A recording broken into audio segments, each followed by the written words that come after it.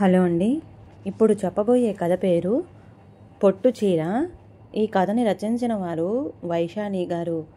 ఇక కథలోకి వెళ్ళిపోతే, మీ ఆడవాళ్ళకి నగల మీద చీరల మీద ఉన్నంత పిచ్చి ఇష్టం మొగుడు మీద ఉండదు.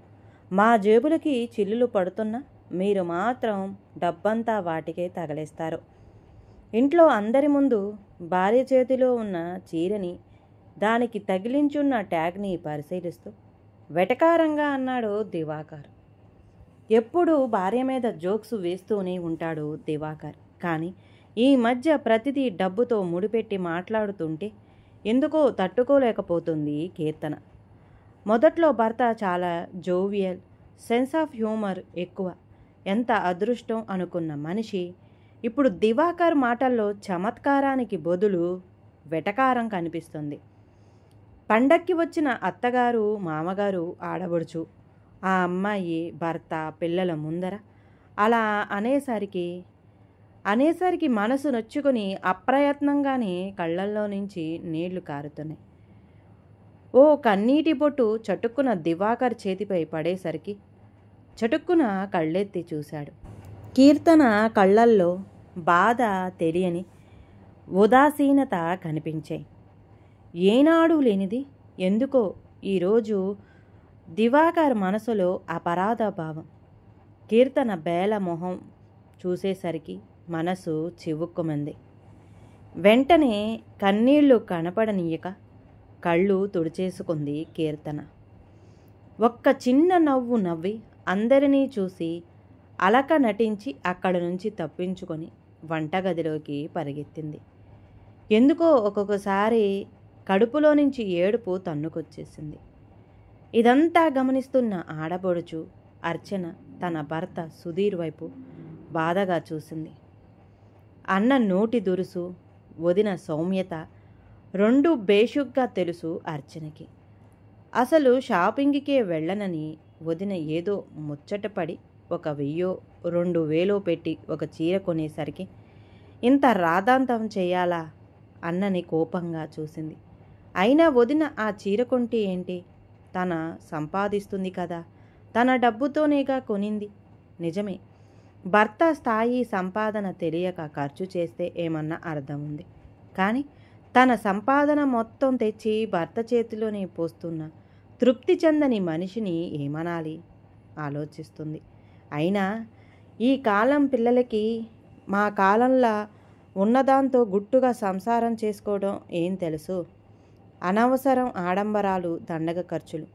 మూతిని అష్టవంకర్లు తిప్పుతూ అగ్నికి ఆజ్యం పోసినట్టు దివాకర్ అమ్మ రాజేశ్వరి ఇంకాస్త కటువుగా చెప్పింది. ఇలా వదిలేస్తే కాదు, వీళ్ళిద్దరి తిక్క కుదర్చాలి అన్నట్టు మొహం పెట్టింది అర్చన.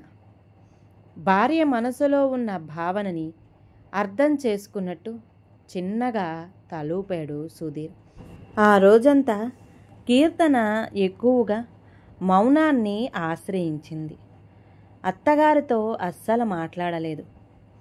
భర్తతో కూడా అంటీ ముట్టనట్టే ఉంది. పక్క రోజు తెల్లారింది.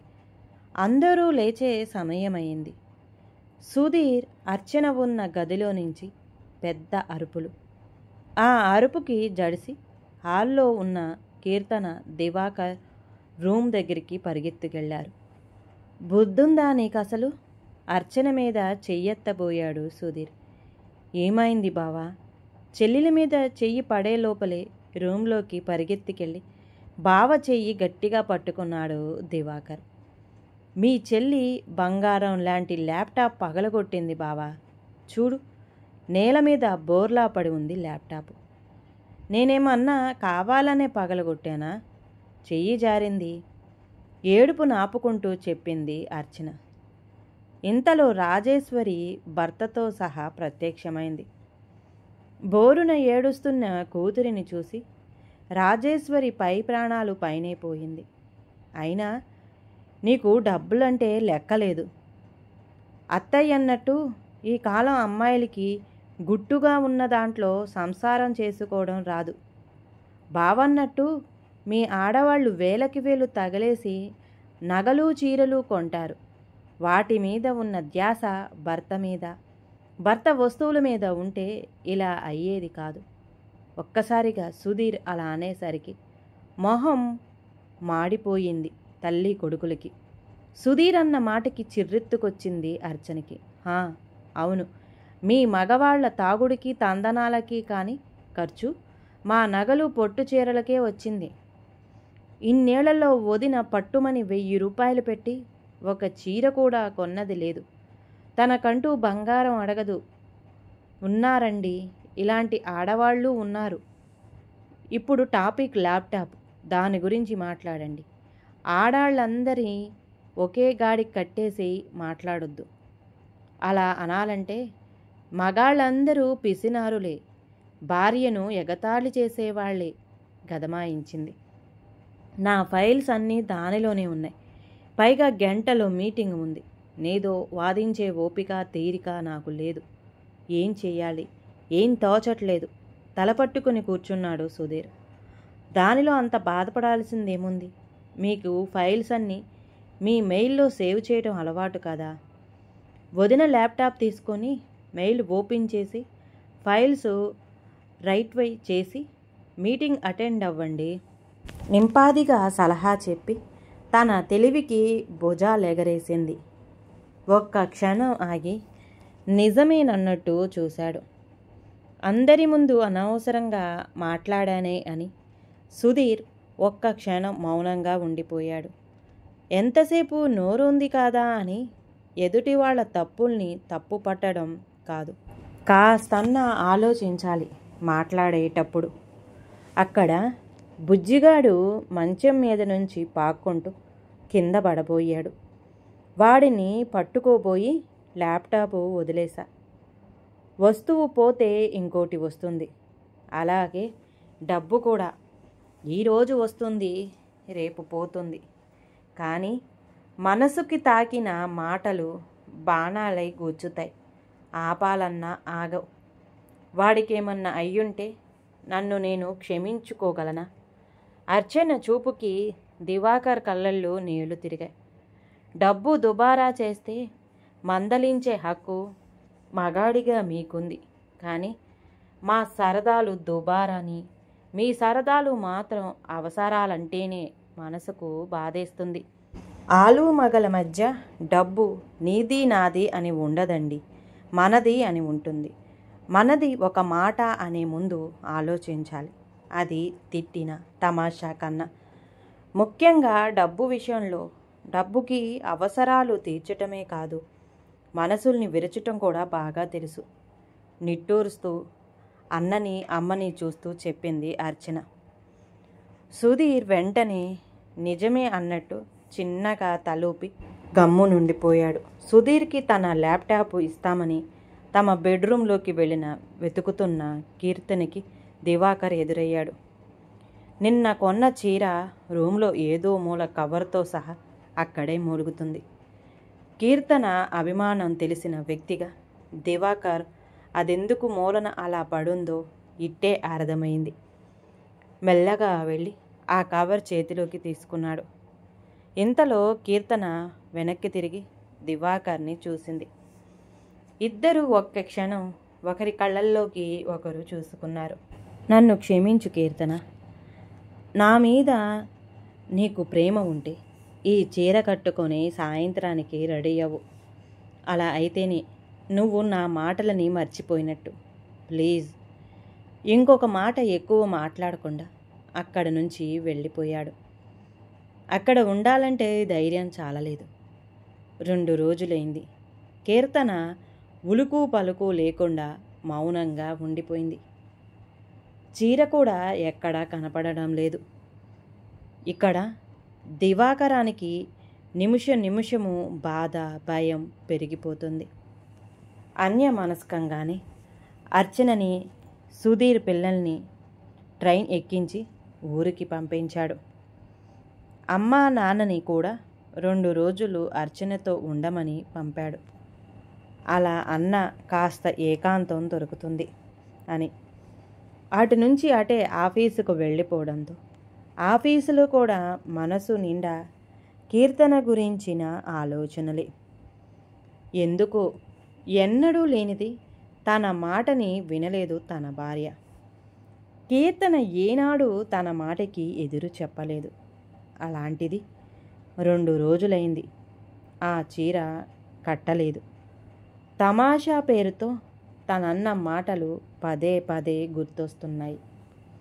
అయ్య బాబు, ఇంత బాగా వండేశావు ఏంటి? ఈరోజు వర్షం పడాలే. గ్లాసులు కాఫీ తాగుతావు. అంత పెద్ద గ్లాస్తో ఎవరైనా కాఫీ తాగుతారా? మీ వంశమే అంత. చిటికేడు కాదు, డబ్బాడు ఉప్పు వేస్తారు. ఆఫీసు నుంచి ఆటోలు రావాలంటే మన ఇంట్లో డబ్బులు చెట్లు పెంచుకోవాలి. బొస్సే మేలు. ఇలా ఒకటా రెండా, ఎన్నో. ఏవీ తాను పెద్దగా పట్టించుకునేది కాదు. ఆఫీసు అవ్వగానే కీర్తన కూడా ఆఫీసు నుంచి వచ్చి ఉంటుందని పరుగున ఇంటికి వెళ్ళాడు. అసహనంగా ఇంటి ముందు నిలుచొని కాలింగ్ బెల్లు కొట్టి ఆత్రంగా భార్య కోసం చూస్తున్నాడు. ఏ రోజైనా చీర కట్టుకుందా? పచ్చ చీరలో తన దేవి దర్శనం దొరుకుతుందా అని. నా మాటలు ఇంకా మర్చిపోనట్టు ఉంది. మనసు పరిపరి విధాల ఆలోచిస్తున్నాడు. ఇంతలో గాజుల శబ్దం, గాలి మెట్టెల శబ్దం. డోర్ తీసి ఎదురుగా కీర్తన. తల పైకెత్తి చూశాడు. ఎదురుగా ఆ పొట్టు చీరలో మెరిసిపోతోంది. తనని చూస్తూ ఆశ్చర్యపోయిన దివాకర్కి దారిస్తూ మెల్లగా పక్కకు జరిగింది. ఇక వల్ల కాక ఇంట్లోకి అడుగు పెట్టగాని గట్టిగా కీర్తనని వాటేసుకున్నాడు దివాకర్. సారీ, మళ్ళీ మెల్లిగా చెవిలో చెప్పాడు. సారీ ఎందుకు? సన్నగా నవ్వింది కీర్తన. అన్నిటినీ డబ్బుతో ముడిపెట్టడం తప్పు. నవ్వుతూనే తమాషా పేరుతో నువ్వు చెయ్యని తప్పుల్ని నీపై రుద్దటం నా తప్పేగా. నీ మనసు నొప్పించటం తప్పు కదా. నిజాయితీగా చెప్పిన భర్తని నుదుటిపై ముద్దు పెట్టింది. అర్చన అన్న మాటలు విన్నప్పుడు, మీ కళ్ళల్లో చెమ్మ చూసినప్పుడే మిమ్మల్ని క్షమించేశా మనస్ఫూర్తిగా చెప్పింది. నిజమా? కీర్తన కళ్ళల్లోకి చూస్తూ అడిగాడు. నిజం, గట్టిగా తల ఊపింది. ఎంతైనా పెళ్ళికి ముందు నుంచి మీ వదిన మరదళ్ళు ఫ్రెండ్స్ కదా మనసులో అనుకున్నాడు. అమ్మయ్య, ఊపిరి పీల్చుకున్నాడు. మరి నిన్ను ఈ చీర కట్టుకోమన్నానుగా, ఎందుకు కట్టుకోలేదు? ఎందుకన్నట్లు ఆశ్చర్యంగా చూశాడు. ఆ చీరకి ఫాల్సు బ్లౌజు కుట్టించడానికి టైలర్కి ఇచ్చా. నిజం నిమ్మళంగా చెప్పి మళ్ళీ నవ్వేసింది. నిజంగా ఈ పొట్టు చీరలో అప్సరసలా ఉన్నావు. చాలా ముద్దొస్తున్నావు. మెల్లగా కీర్తన ముఖాన్ని చేతుల్లోకి తీసుకుని ముద్దు పెట్టాడు. ఈ కథ గనక నచ్చితే ప్లీజ్ అండి లైక్ చేయండి. అలాగే ఛానల్ని సబ్స్క్రైబ్ చేసుకోవటం మాత్రం మర్చిపోమాకండి. మీ విలువైన అభిప్రాయాన్ని కామెంట్ బాక్స్లో కామెంట్ చేయండి. అందరికీ ధన్యవాదాలండి.